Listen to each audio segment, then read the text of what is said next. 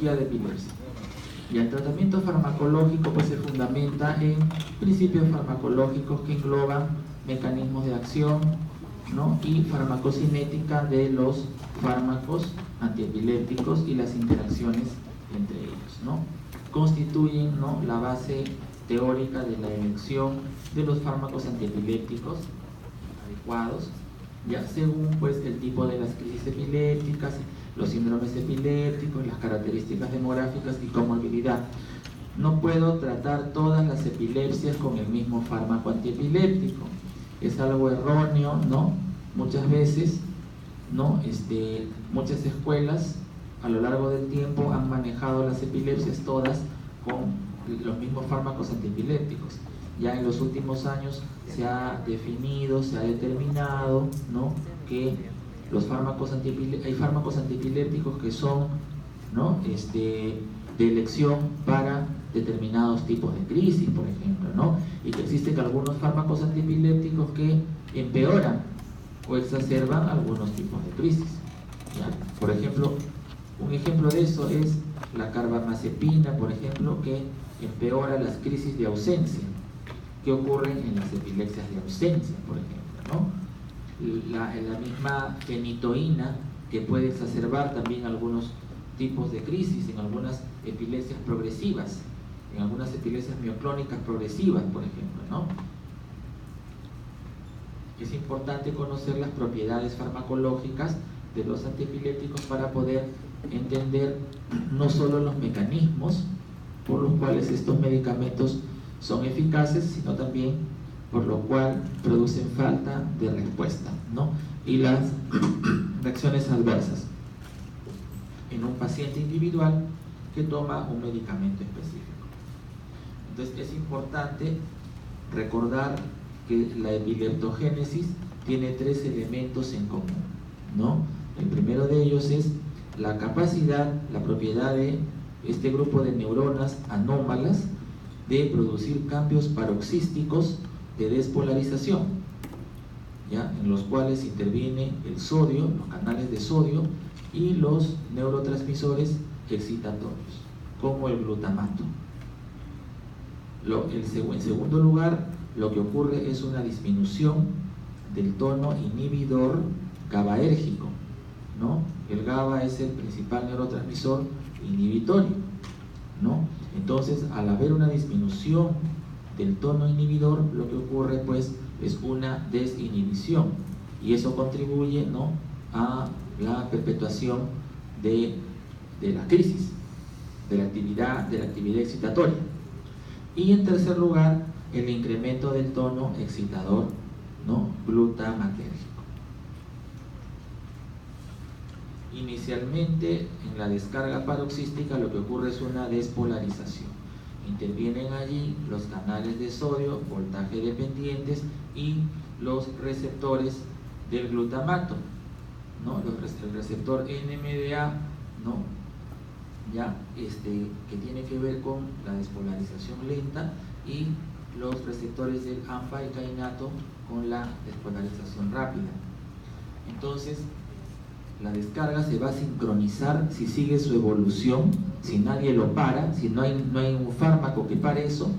Esto va a evolucionar y se va a mantener a través de ¿quién? Del calcio, de los canales de calcio voltaje dependientes. Ellos son los que van a perpetuar esta despolarización, ¿ya? Y también por la acción de los receptores de NMDA, AMPA y cainato, que son los receptores del glutamato.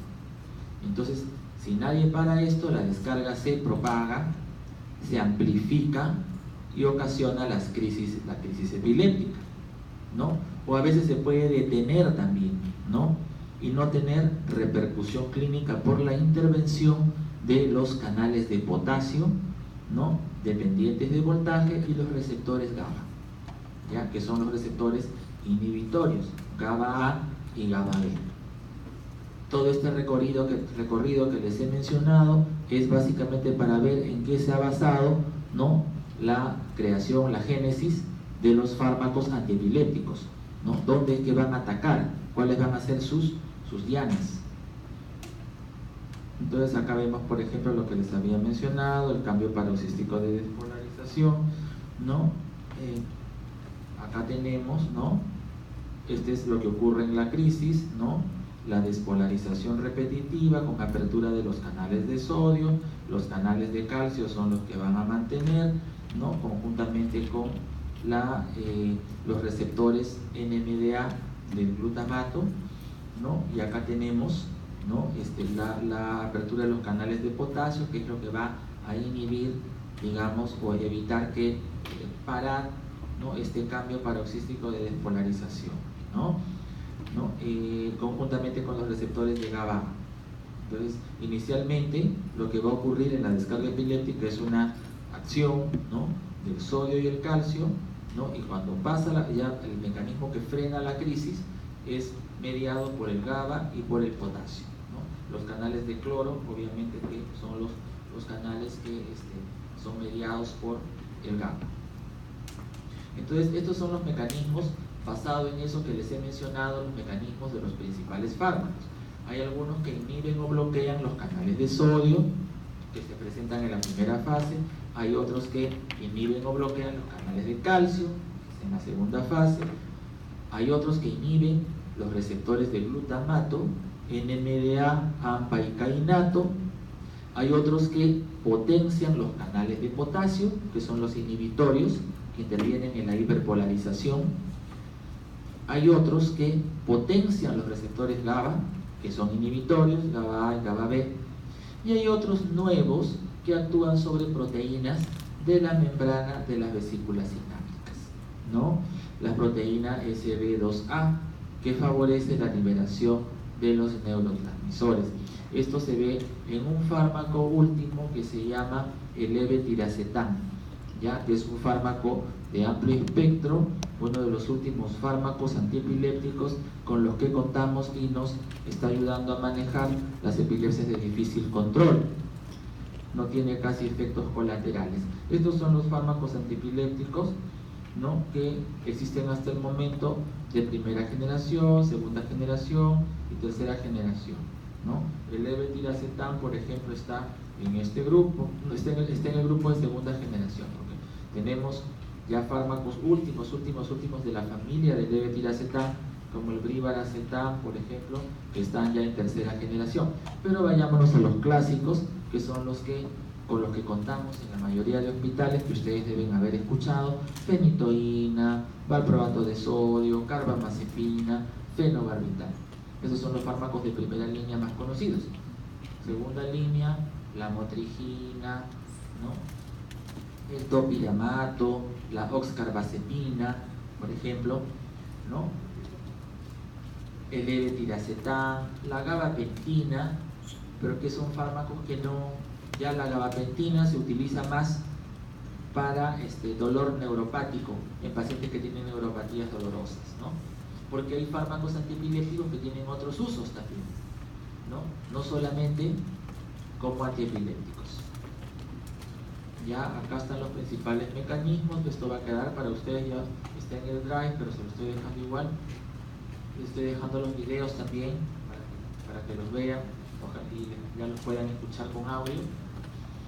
Ya, bueno, estos son los principales mecanismos que ya les he mencionado, ¿no? Acá están los fármacos que corresponden a cada uno de estos grupos.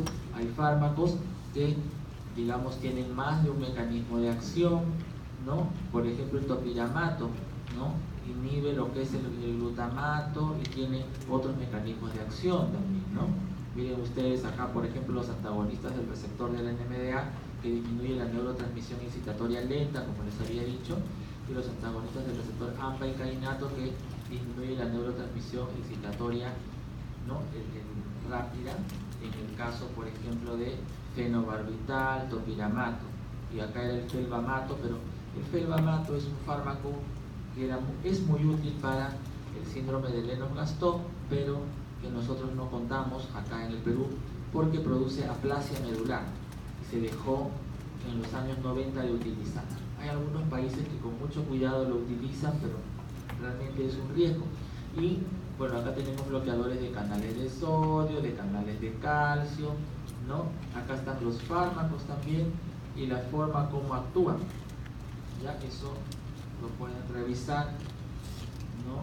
Pueden ampliar sus lecturas también al respecto. Acá están estas son una sinapsis excitatoria, ¿no? Vemos cómo viene el potencial de acción, ¿no? Mediado por el sodio, ¿no? Acá están los canales de sodio voltaje dependientes. Acá bloqueando este mecanismo va a estar la fenitoína, la carbamazepina, el ácido valproico, la lamotrigina, la lacosamida, que es un fármaco de tercera generación, el topiramato, la oxcarbazepina. La mayoría tienen este mecanismo de acción.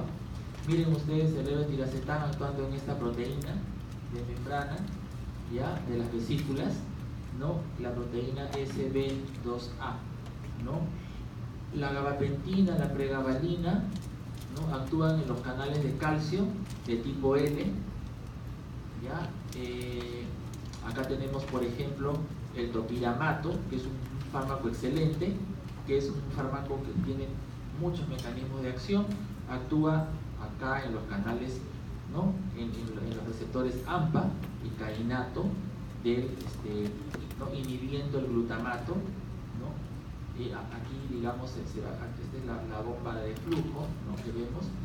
Acá tenemos el felbamato, que actúa, digamos, en los receptores NMDA, pero, digamos, importante que recuerden este grupo de acá, este de acá y el topiramato, que es lo que más, digamos, utilizamos nosotros. Esta es una sinapsis inhibitoria. Miren ustedes cómo al final el glutamato por esta enzima de aquí, GABA descarboxilasa, ¿no? Ácido glutámico descarboxilasa se convierte en GABA y por la GABA transaminasa se va a degradar. Entonces hay fármacos también que actúan en este tipo de sinapsis inhibitorias, potenciándolas, ¿no? Por ejemplo, las benzodiazepinas.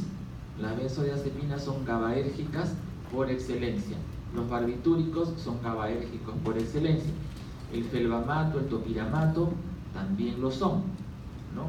Y la vigabatrina, que es un fármaco que no contamos y que se utiliza para esclerosis tuberosa, ¿no? El síndrome de West producido por esclerosis tuberosa también tiene un mecanismo GABAérgico. Acá también lo podemos ver, los dos tipos de sinapsis. Y este es el espectro de los fármacos, ¿no?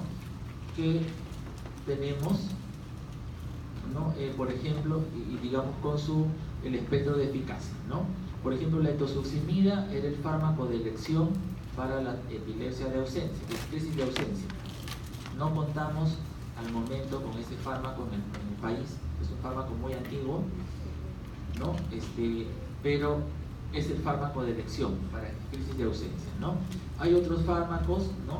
Como la carbamazepina, la fenitoína, la oxcarbazepina, la vigabatrina, la cosamida, que ayudan, digamos, en crisis tónico-clónicas y crisis parciales secundariamente generalizadas, ¿no? Hay que recordar que fármaco de elección para epilepsia idiopática o epilepsia genética, el valproato de sodio.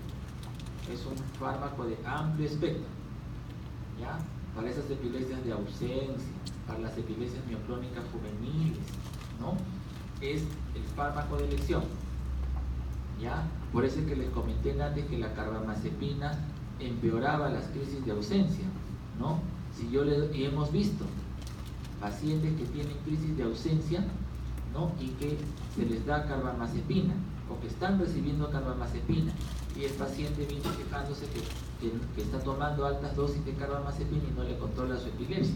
Pero lo que pasa es que no se está dando el fármaco, digamos, que corresponde, pues, ¿no? Y a veces se cataloga como un paciente que tiene epilepsia refractaria a la medicación, ¿no? Y no es así, sino que es una epilepsia mal manejada. Entonces eso es lo que tenemos que tener en consideración. Ahora, para crisis focales, ¿no? Para crisis focales en epilepsias sintomáticas, el fármaco de elección es la carbamazepina y la fenitoína. Después tenemos, ¿no? El ácido valproico, ¿no? La misma lamotrigina, estos fármacos que están acá, ¿ya? Entonces eso es importante. Para crisis parciales secundariamente generalizadas, que son las que se presentan más en las epilepsias sintomáticas, pues, ¿no? Y estos son fármacos de amplio espectro. Miren ustedes, de manera transversal se puede utilizar para todos los tipos de crisis, ¿no? Valproato a la cabeza, que es el fármaco que les he dicho. Ese puede servir para crisis focales y para crisis generalizadas, pero de elección para crisis generalizadas, en las epilepsias genéticas o epilepsias generalizadas, ¿no? También para crisis focales, pero no es la elección. Para crisis focales tenemos la carbamazepina, la fenitoína, la oscarbazepina, la lamotrigina, sí es un fármaco de amplio espectro que se utiliza tanto para crisis generalizadas como para crisis focales. Ya, entonces, eso es importante que ustedes ya sepan por qué no están controlando las crisis con la medicación. De repente no es el medicamento adecuado. Farmacocinética de los fármacos antiepilépticos, ¿por qué nos debe importar? ¿No? Se utiliza pues para definir esquemas iniciales de dosis. Tenemos que saber qué es lo que, ¿no?, la droga le hace, digamos, al fármaco en sus mecanismos de, ¿no?, absorción, ¿no?, distribución, el metabolismo y eliminación. Nos importa también para optimizar la terapia, la terapéutica, predecir el impacto del medicamento y predecir las interacciones y los eventos adversos, ¿no? Hay que recordar que la monoterapia es lo más adecuado, pero hay casos en los cuales la monoterapia no me ayuda, tengo que utilizar más de un fármaco, ¿no? Acá tenemos, ¿no?, los principios farmacocinéticos, ¿no? ¿Qué cosa es lo que el organismo le hace a la droga? Es todo esto, ¿no? Llega a una concentración sérica total, ¿no? Y la concentración sérica que atraviesa la barrera hematoencefálica es la concentración libre. Eso es lo que vale, ¿no? Hay algunos fármacos que se unen en su mayoría a proteínas plasmáticas, por ejemplo, ¿no? Entonces esa fracción unida no es la que actúa es la fracción libre. Por eso es que los fármacos de primera línea, ¿no?, han perdido un poco su eficacia, han sido reemplazados por otros fármacos, ¿no?, porque producen efectos colaterales, ¿no?, y se unen en un porcentaje importante a proteínas plasmáticas. Entonces la fracción que atraviesa ya va a actuar sobre los receptores del cerebro. Eso ya es lo que la droga le va a hacer al organismo. Eso ya corresponde a la farmacodinámica, principios farmacodinámicos. Y ahí tenemos ya la respuesta farmacológica con el resultado terapéutico que debe ser la libertad de crisis. ¿Cuáles son las características de un medicamento ideal, de un fármaco ideal? Que tenga una rápida absorción y una biodisponibilidad cercana al 100%, ¿no? Que tenga una baja capacidad de unión a proteínas plasmáticas, ¿no? Mientras más fracción libre haya, mayor, ¿no?, efecto, mayor eficacia voy a tener, y un volumen de distribución también uniforme, ¿no?, que haya una eliminación constante en el tiempo, ¿no?, que sea eliminado por filtración glomerular y no por el hígado, por los efectos colaterales, ¿no? Y no debe formar metabolitos activos, porque esos metabolitos activos generalmente son los que producen los efectos adversos. Y si lo hace, el fármaco inicial debe ser una forma inactiva. Acá tenemos, ¿no?, los fármacos de primera generación con sus características farmacocinéticas, ¿no? Por donde es que se eliminan, ¿no? Miren, la mayoría se eliminan más por el hígado, ¿no? Hay acá el fenobarbital también mayor, 75% más por el hígado, 25% por el riñón, pero la mayoría son por el hígado. Entonces hay que tener cuidado en casos de insuficiencia hepática, por ejemplo, ¿no? Acá están las vidas medias, el estado estable, el tiempo en el que alcanza su estado estable, ¿no?, en la sangre de estas drogas, ¿no? Los problemas es que tienen una pobre solubilidad en el agua, ¿no? Tienen una extensa unión a proteínas, como les estaba diciendo, ¿no?, un extenso metabolismo oxidativo en el hígado, que es la primera fase, ¿no?, de oxidación. La segunda es de glucuronidación, la mayoría son por oxidación, y tienen múltiples interacciones farmacológicas, porque muchos de ellos tienen pues el mismo mecanismo de acción, ¿no?, y a veces se utilizan juntos, que es el peor error. Entonces tenemos que tener ciertas nociones de farmacocinética, aunque sean básicas, para poder manejar estos casos. Esto es en el caso de los de segunda línea, segunda generación, ¿no? Vean ustedes, sus ventajas es que tienen una mejor, son más hidrosolubles, ¿no? Que hace que tengan una biodisponibilidad predecible, ¿no? La unión a proteínas plasmáticas es menor, ¿no? Entonces no hay necesidad de que me preocupe en el caso de que haya hipoalbuminemia, por ejemplo en casos, ¿no?, de problemas hepáticos que cursan con hipoalbuminemia, ¿no? Y hay una menor dependencia del metabolismo hepático por el citocromo P450, que es el CYP, ¿no? Y tal vez una menor variabilidad también en el tiempo. Ya,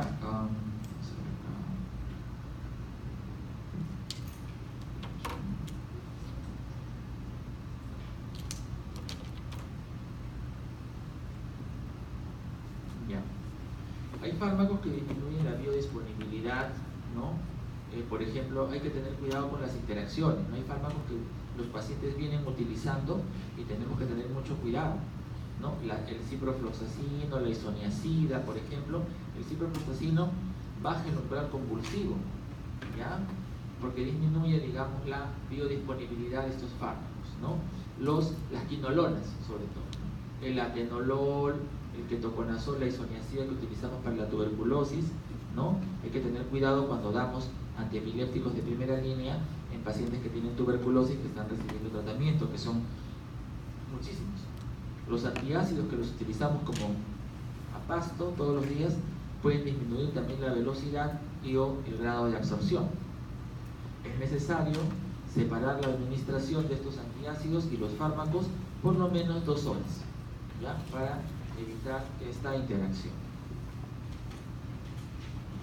Hay proteínas transportadoras como la glicoproteína P, que es una proteína transmembrana, ya que funciona como una bomba de flujo celular.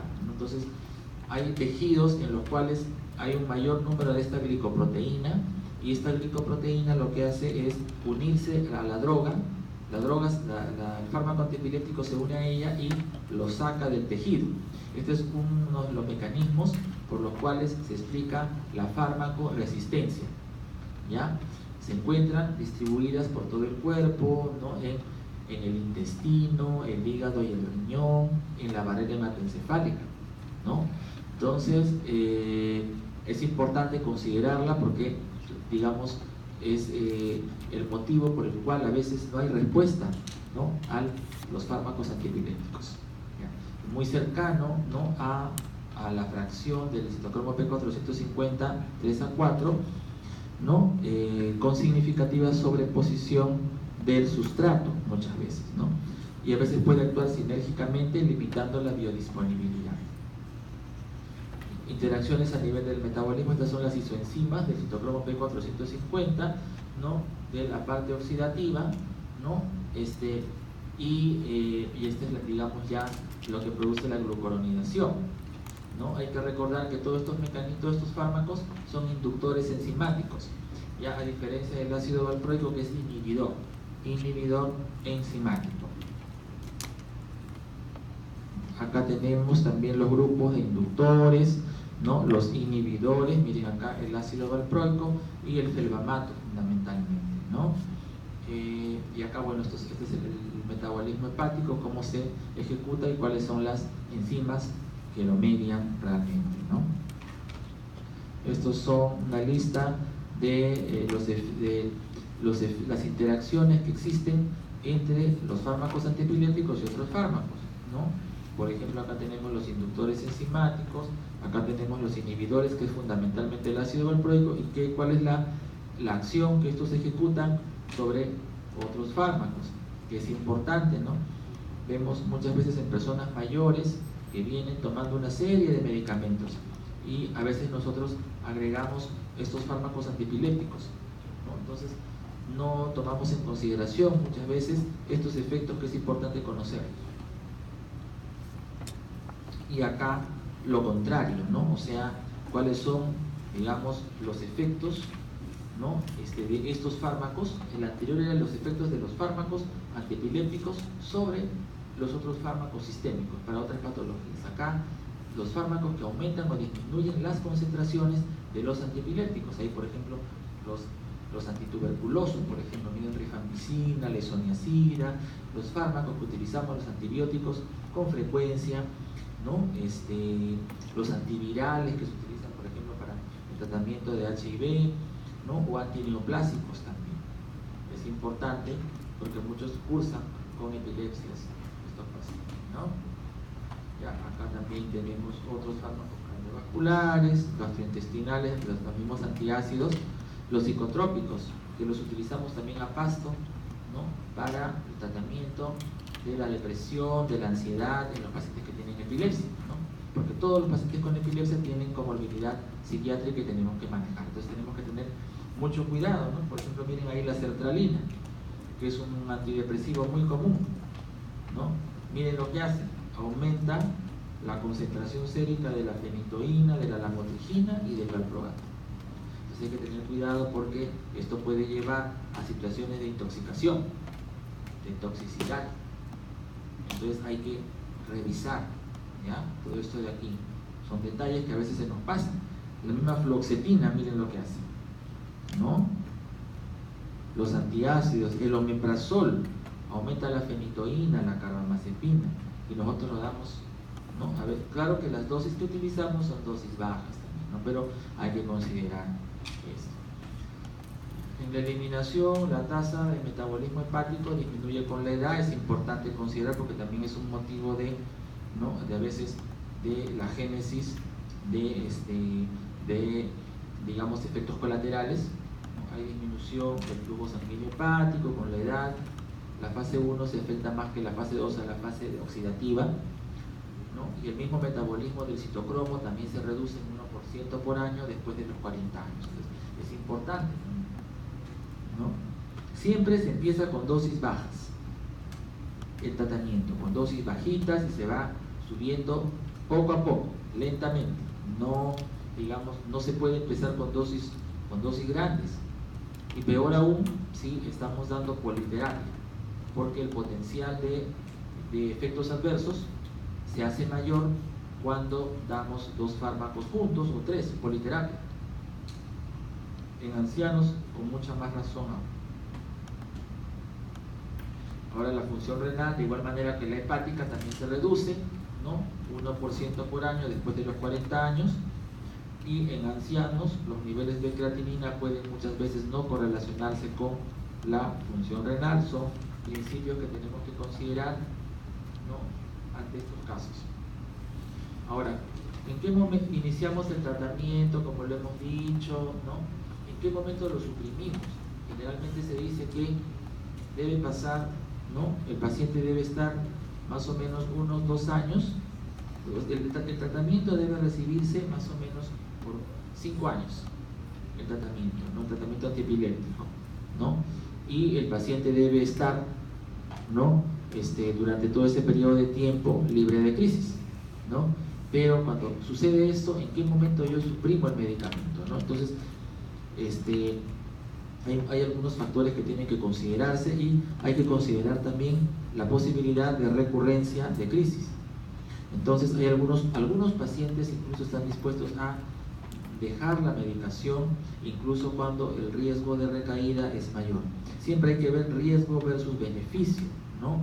Hay que ver la ocupación del paciente, hay que ver cómo ha sido la evolución de la epilepsia, hay que ver cuán buen cumplidor ha sido mi paciente de la medicación, ¿no? Hay que hacer algunos estudios, ¿no?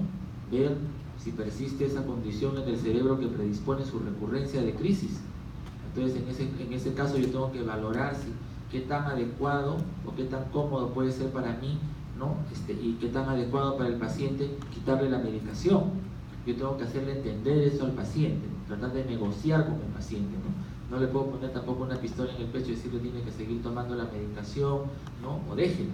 Entonces hay que ser muy cauto en ese sentido. Ya el tiempo les enseñará a ustedes cómo ir manejando también esos aspectos psicológicos con el paciente, porque no se trata de pelear con el paciente y exigirle que haga lo que nosotros sabemos que es lo adecuado para él, sino que él entienda, ¿ya? Y que procese, ¿no? Que esa información es digamos, la correcta y qué es lo adecuado que él tiene que hacer. ¿Ya? Entonces, generalmente se hace un seguimiento, ¿ya? Y se dice que en los primeros 6 meses de que se retira la medicación puede haber una recurrencia de crisis, ¿ya?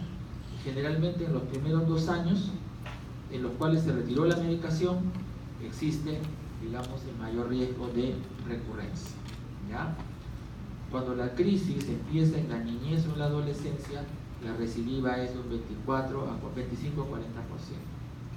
No hay un consenso de periodo de libertad de crisis para el inicio de la suspensión.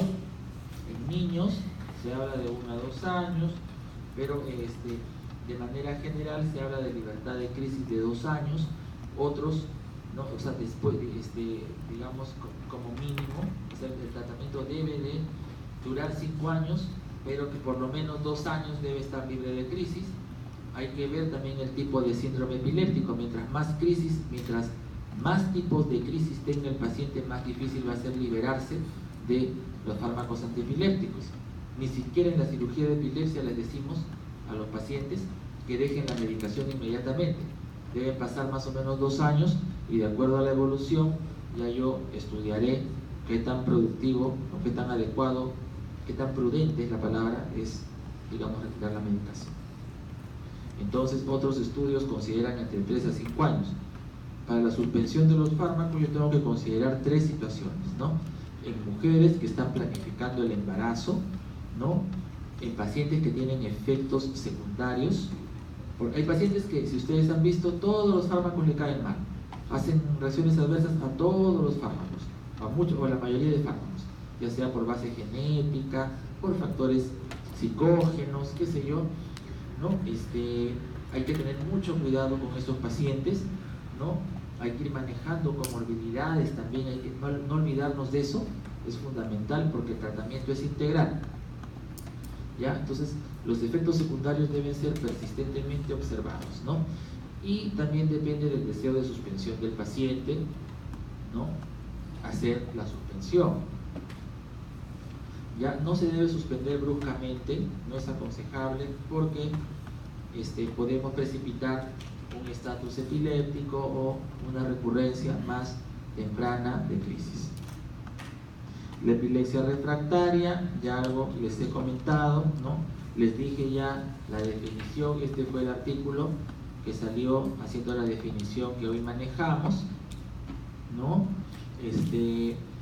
El tratamiento de la epilepsia refractaria, bueno, una vez que establecemos epilepsia refractaria tenemos que estudiar al paciente, ¿no? A ver qué tan meritorio es que se pueda hacer una cirugía de epilepsia o no, si es que no se puede hacer una cirugía de epilepsia por A o B razones, ¿no? Y tenemos que hacer una optimización del tratamiento. Pues en general, en los pacientes con epilepsia refractaria se emplea pues una terapia combinada, que es una politerapia racional, como ya les había dicho antes, con diferentes mecanismos de acción, ¿no? Debo buscar combinaciones que obtengan interacciones más favorables, que no haya efectos colaterales, ¿no? Tengo que ver esos, ¿no? Principios farmacocinéticos, ¿no? Por ejemplo, la interacción entre el valproato y la lamotrigina. La combinación más adecuada o la mejor combinación, la mejor politerapia es valproato con lamotrigina. Pero tengo que tener cuidado porque, ¿no? El valproato aumenta la vida media de la lamotrigina.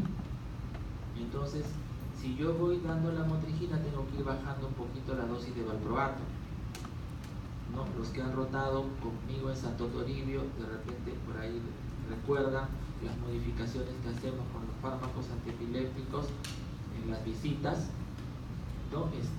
Y no damos dosis plenas, sino cuando agregamos la motrigina y la vamos subiendo, vamos bajando la dosis del valproato para evitar esa interacción y evitar los efectos colaterales, entre ellos el síndrome de Stevens-Johnson, que es, ¿no?, la emergencia dermatológica más frecuente y que puede ser producido por cualquier fármaco antiepiléptico, ¿no? Por cualquier fármaco en general, pero hay fármacos que están más asociados, ¿no? Entre ellos, cuando hay politerapia, y en epilepsia lo vemos muchas veces por la motrigina, ¿no? Hay que evitar fármacos con perfil de toxicidad superponible. Hay que ajustar las dosis de los fármacos para optimizar la eficacia. Es ajustar las dosis de los fármacos, es el ejemplo que les estoy dando de la lamotrigina con el valproato, por ejemplo, ¿no? Y tratar de que sea monoterapia, pero a veces lamentablemente pues no se puede, ¿no? Hay que ir manejando comorbilidades también, ya, y hay que individualizar el tratamiento según el tipo de crisis, según el tipo de epilepsia, el síndrome epiléptico también, ¿no? Hay síndromes epilépticos que tienen su fármaco de elección, por ejemplo, el síndrome de Lennox-Gastaut está el valproato con lamotrigina, por ejemplo, ¿no? El síndrome de West le doy el ACTH, ¿no? Que es la hormona ACTH, ¿no? Y también corticoides, ¿no? La prednisona, la metilprednisolona, y así, ¿no? La cirugía de epilepsia, su objetivo es eliminar las crisis. Lo que yo tengo que hacer es determinar el área epileptógena, la zona epileptógena, ¿ya? Y eso es lo que yo tengo que sacar, ¿ya? Al paciente. Hay que resecar la zona epileptógena. No es una cirugía, no es como una cirugía de un tumor cerebral o de una malformación o de qué sé yo, ¿no? De una lesión que hay en el cerebro, ¿no? No es eso. A veces coincide, cuando después de mi estudio yo digo, ah, sí, de ese tumor, y ahí se están originando las crisis, ¿no? Pero no es que yo vea que el paciente tiene epilepsia y tiene un tumor y yo le saco el tumor y creo que de esa manera van a desaparecer las crisis. No es así. Si yo demuestro que de ese tumor se está originando la epilepsia refractaria, que esa es la zona epileptógena, pues le sacaré el tumor, ¿no? Y probablemente voy a obtener libertad de crisis. Pero no siempre, si es que yo no hago un estudio y demuestro que esa sea el área epileptógena. O sea, cirugía de epilepsia es restricción del área epileptógena, ¿ya? Entonces, por eso es que es una cirugía funcional, así se llama. De no ser posible la cirugía resectiva, se recurrirá a otros procedimientos de desconexión como la callosotomía, cirugías paliativas o la estimulación del nervio vago o estimulación de núcleos profundos también, ¿ya? Que pueden ayudar al control de las crisis. Alrededor del 5% de los pacientes podría beneficiarse con un tratamiento quirúrgico, ¿no? El paciente debe tener epilepsia refractaria y una epilepsia hay epilepsias que son tratables quirúrgicamente, ¿no? Hay síndromes que son remediables quirúrgicamente, por ejemplo, la esclerosis mesial temporal, ¿no? Que es una atrofia del hipocampo y que es la epilepsia focal más frecuente, ¿no? Que lleva a refractariedad. Entonces, en esos casos yo puedo obtener éxito con la cirugía, ¿no? Son síndromes remediables quirúrgicamente. Se puede plantear inclusive una cirugía más precoz, a pesar de no tener los criterios definidos de epilepsia refractaria. La evaluación prequirúrgica muestra que la cirugía puede mejorar la epilepsia del paciente con secuelas aceptables. Ahora, ¿cómo se hace la evaluación? Yo tengo que hacer, ¿no?, una selección del candidato. Para eso tengo que hacer una evaluación multidisciplinaria, ¿no? Varios profesionales intervienen en esa evaluación, no solamente el médico neurólogo que, ¿no?, se dedica a ver las epilepsias. También interviene el neurocirujano, interviene el neuropsicólogo para ver la zona de déficit funcional, interviene el neurofisiólogo para ver, ¿no?, la zona donde se encuentran las descargas interictales y la zona de donde se está originando la crisis, que no siempre es la misma, ¿ya? También interviene el neuroradiólogo para que vea la lesión, que no siempre coincide también con la zona de donde se originan las crisis. Como verán, es un estudio muy minucioso, ¿ya?, que tiene que ejecutarse para poder beneficiar al paciente. No es que yo opero la lesión y le saco la lesión y con eso yo creo que ya se curó. No siempre sucede eso, hay que tener mucho cuidado. Entonces, comprende estudios que identificarán la localización y extensión de la zona epileptógena y valorarán el impacto, pues hay que valorar el posible impacto de la cirugía sobre las funciones cognitivas, neurológicas y el estado emocional del paciente. Olvidaba también que el neuropsiquiatra es parte fundamental también del equipo multidisciplinar. Nosotros en el instituto, en el departamento de epilepsia, tenemos un comité de epilepsia, ya que lo hemos creado hace unos años, en el cual evaluamos estos casos, ¿ya? Y tenemos ya alrededor de 100 pacientes operados, obviamente después de hacer estas evaluaciones tan, digamos, minuciosas y delicadas. Este es el equipo, cómo está constituido: el epileptólogo, el neurocirujano, el neuroradiólogo, el neuropsicólogo, como les estoy diciendo, el psiquiatra, ¿no?, el personal de enfermería y personal técnico de electroencefalografía, porque requerimos un personal que sepa hacer bien los electros, ¿no?, para poder obtener buenos registros, ¿no? Y otros especialistas, bueno, el neuropatólogo, que nos hace el análisis de la pieza quirúrgica, el anestesiólogo, los médicos intensivistas también, que nos auxilian en determinadas situaciones. Se debe hacer pues una evaluación clínica detallada, una monitorización por video. Aquí es esencial el video EEG, no solamente un simple electroencefalograma, el video EEG, ¿ya? Porque ahí yo voy a determinar el tipo de crisis que tiene el paciente y de dónde se está originando. La resonancia magnética con un protocolo especial para epilepsia. La evaluación neuropsicológica de un psicólogo que tenga entrenamiento en epilepsia y que me permita ver cuál es la zona funcional que está alterada. Entonces, yo tengo que correlacionar, hacer un cruce si todas estas zonas corresponden a la misma zona o hay incongruencia. Mientras más congruentes sean estos resultados y apunten a una determinada zona, esa será la zona que yo tengo que sacar, ¿ya? Pero si hay incongruencia, entonces tenemos que ver alguna otra alternativa, de repente faltan algunos otros estudios, ¿no? Hay que ampliar estudios, o de repente nosotros no lo podemos hacer, no tenemos ese poder de resolutividad en ese caso.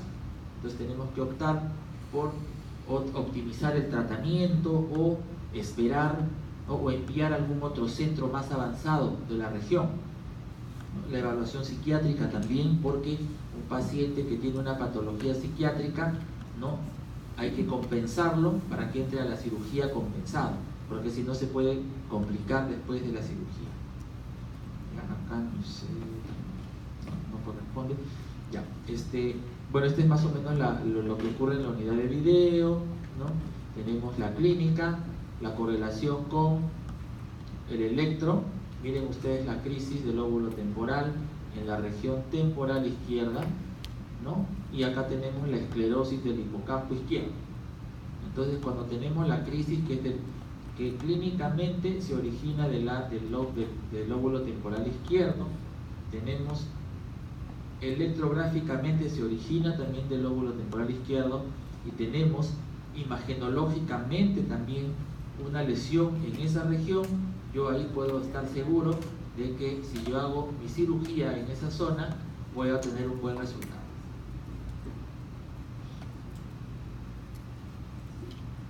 Ahí está la crisis. Ya, estos son otros estudios ya más avanzados: resonancia funcional, pruebas de WADA, estudios funcionales, sobre todo cuando tengo, digamos, epilepsias en las cuales no tengo lesión evidente, ¿no? A veces tengo que hacer electrocorticografía también intraoperatoria, que es un electroencefalograma durante la cirugía, ¿ya?, en la zona que yo pienso operar. ¿Para qué? Porque a veces puede ser que el tejido que está alrededor de la lesión también emita descargas epileptiformes, ¿no? Y a veces no siempre eso se puede ver en el electroencefalograma de superficie. Entonces, digamos, tenemos también un equipo de electrocorticografía que nos asiste, ¿no?, en algunos tipos de cirugías. Y entonces, De esa manera se ha podido ayudar mucho más a los pacientes, y a veces lo que uno piensa que debe resecar se convierte en una resección un tanto mayor, ¿no?, al hacer este estudio, ¿no?, durante la cirugía. Estudios con electrodos invasivos, eso sí nosotros no contamos.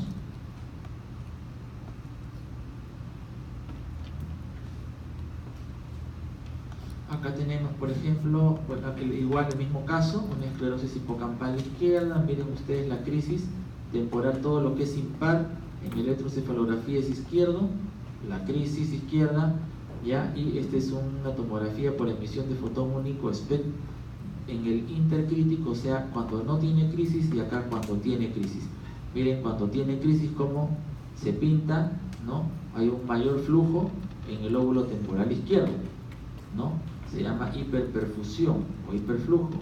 Y cuando no tiene crisis hay una hipoperfusión, está hipoperfundido, ¿no? Sobre todo en aquellos casos en los cuales no está muy clara la cosa. Se tiene que hacer esos estudios. Estos son otros estudios ya. Esta es la foto de las, ¿no?, la malla que se coloca en la región que vamos a resecar para ver si es que hay actividad que va más allá de la zona que hemos definido mediante la discusión clínica. Estos son otros tipos de electrodos que se colocan también para ayudarnos. Una vez que hacemos la reunión, el paciente puede resultar candidato o puede resultar no candidato. Si es candidato, se verá cuál es el procedimiento, y si no es candidato, hay que continuar con el tratamiento farmacológico u optimizarlo, dar un nuevo fármaco. A veces no se ha dado los fármacos antiepilépticos que ha recibido en las dosis adecuadas, y se ha catalogado de manera inadecuada una supuesta mala respuesta a los fármacos. Entonces a veces tiene que reiniciar con los fármacos nuevamente desde el inicio, ¿no?, y ir viendo de una manera muy detallada, ¿no?, la respuesta a los fármacos, ¿no? A veces hay otros procedimientos como la estimulación del nervio vago, la dieta cetogénica, por ejemplo, que son modalidades de tratamiento, ¿no?, en pacientes que no tienen una lesión específica, ¿no?, o que tienen epilepsias generalizadas muy refractarias. Estos son los tipos de cirugía: resecciones aisladas, ¿no?, lobectomías parciales, las callosotomías, que son la conexión del cuerpo calloso, sobre todo para evitar las crisis generalizadas, ¿ya?, las crisis atónicas o crisis de caída, ¿no? Hemisferectomía, por ejemplo, en algunos síndromes hemisféricos, como el síndrome de Rasmussen, encefalitis de Rasmussen, que es una patología autoinmunitaria. Procedimientos de estimulación del nervio vago, ¿no?, que ya les había mencionado también, en epilepsias multifocales. A veces hay epilepsias que tienen múltiples focos, esas no podemos operar. Lo que operamos es cuando definimos un área epileptógena, ¿no?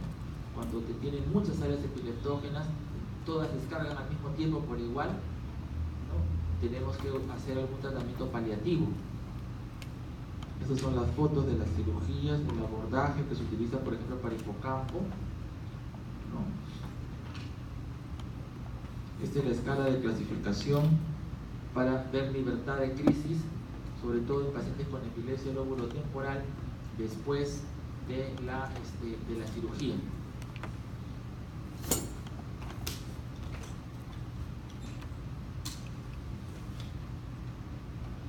Bien, una vez que establecemos el diagnóstico de epilepsia, tenemos que iniciar el tratamiento con fármacos antiepilépticos, es definitivo, ¿no?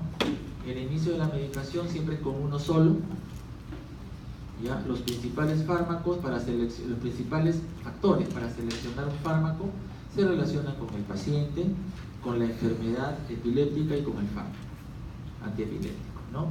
El tipo de fármaco, si es de primera línea, segunda línea, ¿no?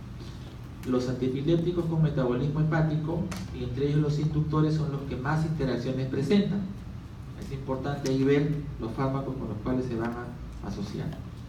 En algunas situaciones hay que ajustar la dosis de los fármacos y estrechar la vigilancia, ¿no? Por ejemplo, embarazo, lactancia, en los ancianos, en los polimedicados. Y la cirugía es una alternativa terapéutica para aquellos pacientes con epilepsia farmacoresistente, y su objetivo pues es mejorar la calidad de vida, como todo tratamiento para epilepsia, ¿no? Porque la epilepsia no tiene curación, el tratamiento solamente es preventivo, pero ya con cirugía de epilepsia podemos hablar de criterio de curación si es que sacamos todo el área epileptógena, ¿no? Y esto está en función pues del control y la desaparición de las crisis. Bien, ¿alguna pregunta, chicos?